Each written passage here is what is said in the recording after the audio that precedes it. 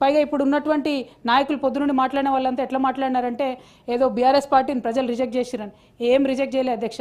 420 హామీలు ఇచ్చి గాంధీ ఫ్యామిలీని ముందట పెట్టి గ్యారంటీల సంతకాలు పెట్టి పేపర్లో ఫ్రంట్ పేజ్లో యాడ్ వేసి గజకర్ణ గోకర్ణ టక్కుటమార విద్యలని చూపిస్తే అధ్యక్ష మాకన్నా వాళ్ళకు వచ్చిన ఓటు అధ్యక్ష 1% ఓటు ఎక్కువ వచ్చింది. మేము 39 మంది శాసనసభ్యులను గెలిచినాం అధ్యక్ష. ప్రజలేం మమ్మల్ని రిజెక్ట్ చేయలే. ప్రజలు ఈక్వల్ ఆపర్చునిటీ ఇచ్చిన అందులో 1% ఎక్కువ వాళ్ళకు వచ్చింది కాబట్టి ఇవాళ వాళ్ళు ప్రభుత్వంలో ఉన్నారు తప్పితే ఇంకోటి లేదని ఈ సందర్భంగా తెలియజేస్తా ఉన్నాం అధ్యక్ష. ఈ మొత్తం బడ్జెట్లో అధ్యక్ష రాజీవ్ గాంధీ గారి పేరు 7 సార్లు తీసుకున్నారు అధ్యక్ష. సోనియా గాంధీ గారి పేరు ఒకసారి తీసుకున్నారు అధ్యక్ష. ఇందిరమ్మ పేరు 11 సార్లు తీసుకున్నారు అధ్యక్ష. ఈ పేర్లు తీసుకోవడము ప్రతి పథకాన్ని గేమ్ చేంజర్ అని చెప్పడం తప్పితే అసలు నిజంగా గేమ్ చేంజింగ్ అంటూ ఏం లేదు అధ్యక్ష. ఎందుకు లేదంటున్నానంటే ఇంక్రిమెంటల్ ఏదైతే అలొకేషన్స్ ఉంటాయో సార్ దాంతో ఎప్పుడు కూడా రెవల్యూషనరీ చేంజెస్ రావు. రెవల్యూషనరీ చేంజెస్ రావాలంటే రెవల్యూషనరీ అలొకేషన్సే ఉండాలి. ఒక్క రంగమైనా సరే ఏ ప్రభుత్వమైనా ఒక ట్రస్ట్ సెక్టర్గా తీసుకొని పనిచేస్తే దేశంలో దాన్ని ముందుకు తీసుకెళ్లేటటువంటి ఆస్కారం ఉంటుంది అధ్యక్ష. అది ఈ బడ్జెట్లో లోపించడం దూరదృష్టి లోపించడం అన్నది నేను భావిస్తూ ఉన్నాను అధ్యక్ష. ఇప్పుడు ఈ హైదరాబాద్ ఫేజ్ 2-3 ప్రాజెక్ట్లో ఈ ప్రభుత్వం ఏం చెప్తుంది అధ్యక్ష, 60% ప్రైవేట్ వాళ్ళ పార్ట్నర్షిప్ ఉంటుంది, 40% గవర్నమెంట్ ప్రాజెక్ట్ ఉంటుంది. దీన్ని హైబ్రిడ్ యాన్యుటీ మోడ్లో తీసుకుంటున్నారు అధ్యక్ష. దీనికోసం 7,360 కోట్లు ఖర్చు పెడుతున్నారు. దీన్ని 2 ప్యాకేజీలుగా చేస్తున్నారు అధ్యక్ష. అయితే ఈ ప్యాకేజీలు ఎవరికి పోతే మనకు తెలుసు అధ్యక్ష. ఈ ప్రభుత్వానికి ధైర్యం లేదు, మళ్ళీ అటు ఇటు పోయి మెగాకే ఇస్తారు. ఒక ఆంధ్రోలకు మన తెలంగాణలోకి కానీ ప్రామిస్ చేసినట్టుగా బీసీలకు 42% కానీ ఇచ్చే ఆస్కారం లేదు అధ్యక్ష. అయితే అది పక్కన పెడితే అధ్యక్ష ఇంకా ఘోరం ఏంటంటే ఈ ఏదైతే సంస్థ 60% ఇన్వెస్ట్ చేస్తుందో ఆ డబ్బులు ఇది మీరు వినాలి అధ్యక్ష దయచేసి. ప్రాజెక్ట్ నిర్మాణం పూర్తి చేసి కమర్షియల్ ఆపరేషన్ ప్రారంభమైన తేదీ ఏదైతే ఉంటుందో అంటే డేట్ ఆఫ్ కమిషన్ ఏదైతే ఉంటుందో అప్పటి నుంచి 180 రోజుల తర్వాత 15 రోజుల్లోపు వర్క్ ఏజెన్సీకి మొదటి ఇన్స్టాల్మెంట్ చెల్లిస్తారు.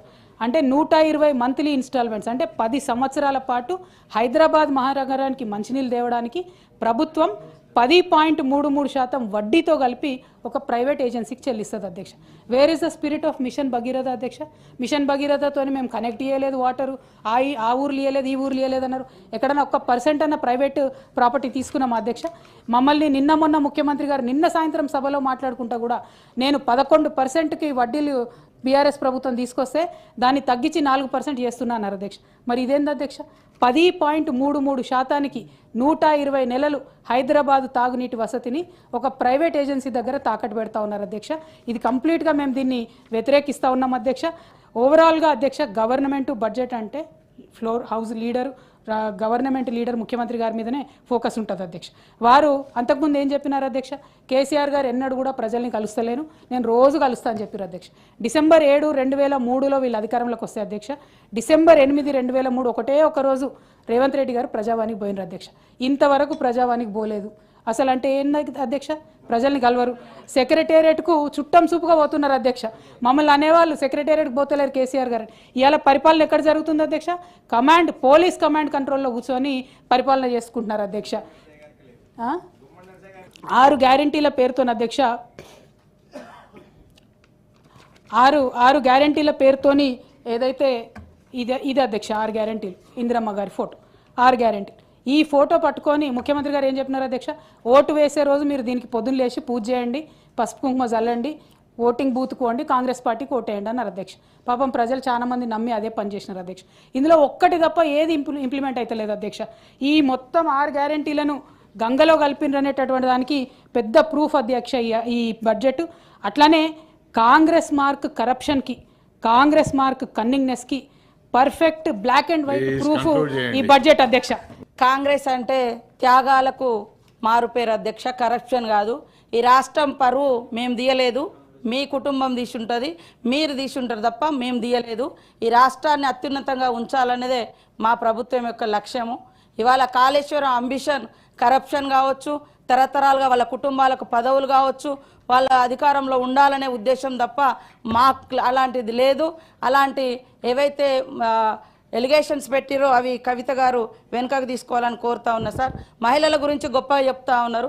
మొదటి 5 సంవత్సరాలలో కనీసం మహిళలకు మంత్రివర్గంలో పదవులే ఇవ్వలేదు. అభయాస్తం కష్టపడి మహిళలు 500 జమ చేసుకున్న 1800 కోట్లు కూడా మీ ప్రభుత్వం వచ్చినాక అవి మొత్తం వాడుకొని వాళ్ళను ఎగ్గొట్టినటువంటి పరిస్థితి. పావుల వడ్డీ కూడా మీరు ఇవ్వలేదు. ఎగ్గొట్టిపోయారు. ఈరోజు మేము చేస్తూ ఉంటే ఏం చేయడం లేదు, ఏం చేయలేదని మాట్లాడుతున్నారు. అదేవిధంగా ఇరిగేషన్కు తగ్గించారు అంటున్నారు. నీళ్లు మొత్తం మీరున్నప్పుడే కాలువలై పారుతున్నాయని అన్నారు. ఇంకా ఇరిగేషన్ ఎక్కడ మొత్తం మీరు కట్టినాం, మేము కాలువలలో నీళ్ళు ఇచ్చినాం, ఇప్పుడు కన్నీళ్లు గారుస్తున్నారు అనడం ఎంతవరకు తప్పు, ఎంతవరకు కరెక్టు?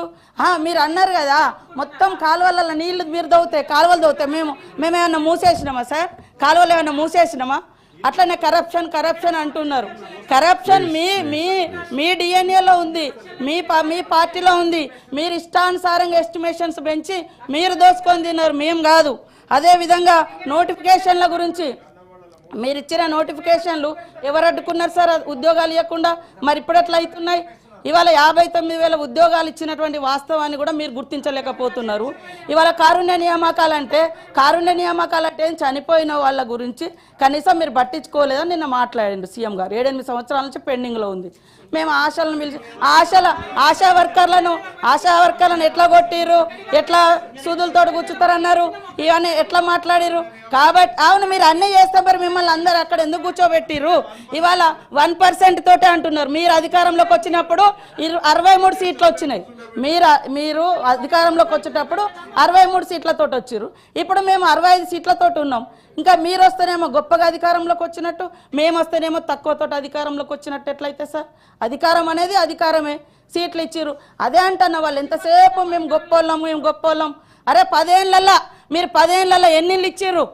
మీరు ఫస్ట్ సారి 10 ఏళ్ళలో వచ్చినప్పుడు 10 ఏళ్ళల్లో అరే మేము ఇయ్యలే. ఉమ్మడి రాష్ట్రంలో అది సరిగా జరగలేదని తెలంగాణ కోసం కొట్లాడి తెచ్చుకున్న తెలంగాణలో మీరు అద్భుతాలు చేస్తా అన్నారు. మీరు మొదటిసారి ఏం చెప్పిర్రు? ఇల్లు సింగిల్ బెడ్రూమ్లు, చిన్న ఇల్లు ఎక్కడ పడుకుంటారు అది అని చెప్పిర్రు. మీరు వచ్చిన తర్వాత ఇల్లే ఇయ్యలే. మళ్ళీ లాస్ట్కి మొన్న 2023లో ఎలక్షన్ల ముందు ఇచ్చిర్రు 5 లక్షలు 7 లక్షలతో ఇల్లులు కట్టిస్తామని చెప్పి ఆ ఇల్లులు కూడా 3 లక్షలకు తగ్గించారు. 3 లక్షల ఇల్లులు కూడా 3 అంతస్తులోనికి ఇస్తే అందుకనే మిమ్మల్ని ఇళ్లలో పంపించారు.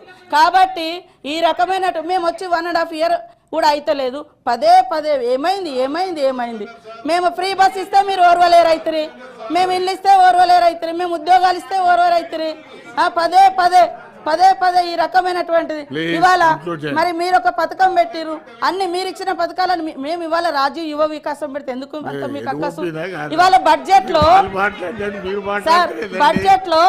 అదే ఇంటికో ఉద్యోగం అని చెప్పారు.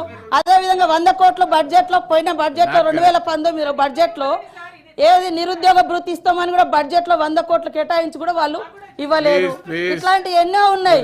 కాబట్టి కరప్షన్ లేదా రాష్ట్రం పరువు మేము తీయలే, వాళ్ళ పార్టీ వాళ్ళు తీసిరు. అందుకనే ప్రజలు అర్థం చేసుకున్నారు, ఆ రకంగా చేసారు.